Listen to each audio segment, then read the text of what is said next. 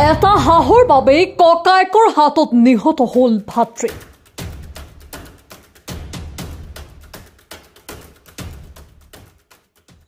বৰপেটাৰ গান্ধীনগৰত সংঘটিত হল এই লোমহৰ্ষক হত্যাকাণ্ড। ৰবি প্ৰসাদক চুৰিৰে হানি হত্যা। ককায়েক গণেশ প্ৰসাদে চুৰিৰে হানি হত্যা কৰে ৰবি প্ৰসাদক। দেওবাৰে নিশা সংঘটিত হয় এই নৃশংস হত্যাৰ ঘটনা। পৰিয়ালৰ লোকে জনোৱা মতে গণেশ প্ৰসাদে পোহনীয়া হাঁহ এটা বিক্ৰী কৰাক লৈ দুই ভাই ককায়েকৰ মাজত মনোমালিন্য হৈছিল। পোহনীয়া হাঁহটো বিক্ৰীত বাধা দিয়াৰ বাবে নিশাৰ ভাগত গণেশ প্ৰসাদে নিজ ভাতৃক চুৰিৰে হানি হত্যা কৰে। এইপিনে হত্যাত অভিযুক্ত গণেশ প্ৰসাদে লগে লগে ঘৰৰ পৰা পলায়ন কৰে। এটা পোহনীয়া হাঁহ বিক্ৰীক লৈ দুই ভাই ককাইৰ মাজত সংঘাতৰ পিছত এনেদৰে ককায়েকৰ হাতত ভাতৃ নিহত হোৱাৰ ঘটনাক লৈ চাঞ্চল্যৰ সৃষ্টি হৈছে। ইতিমধ্যে নিশাৰ ভিতৰতে আৰক্ষী উপস্থিত হৈ মৰণোত্তৰ পৰীক্ষাৰ বাবে মৃতদেহটো বৰপেটা মেডিকেল কলেজলৈ প্ৰেৰণ কৰিছে। News desk report, Assam টাইম-8।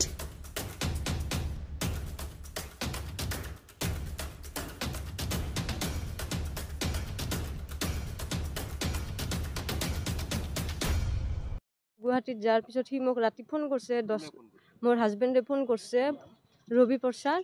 তাৰপিছত ফোন কৰিছে 10:12 ফোন কৰিছে, কৰি কিনে মোক ক'লে মানে ঘৰৰ চব মানুহবিলাকে মোক মাৰবা অত্যাচাৰ কৰি আছে। মই আৰু তাক ক'লোঁ কাজিয়া পিছত নকৰবি, মই ঘৰত নাই, দূৰত আছোঁ, এনেকৈ ক'লোঁ। কোৱাৰ পিছত আৰু নেক্সট বাৰ অলপ ফোন কৰিছে, ফোন কৰি কৈ আছে চববিলাকে ধৰি মোক মাৰি আছে।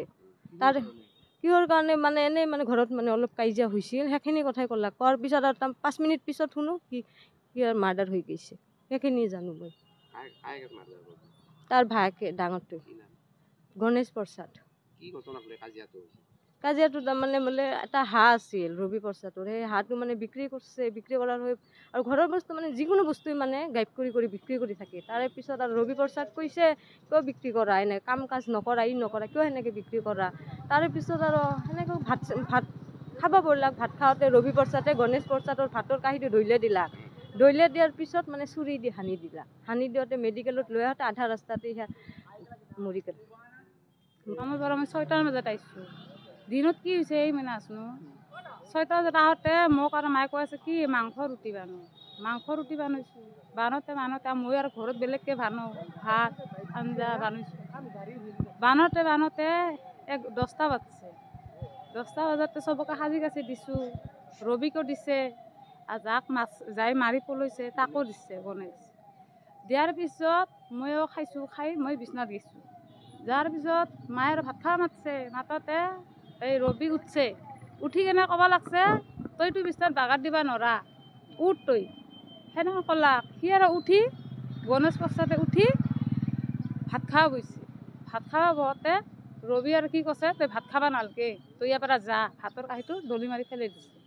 ফেলাই দিওঁতে তাহাৰ দুটাৰ মাজত ধাক্কা লাগত আৰু এই মহাদেৱৰ শিৱলিংগ আছে, শিৱলিংগ মাৰি দিছে ৰবিৰ মাথাত।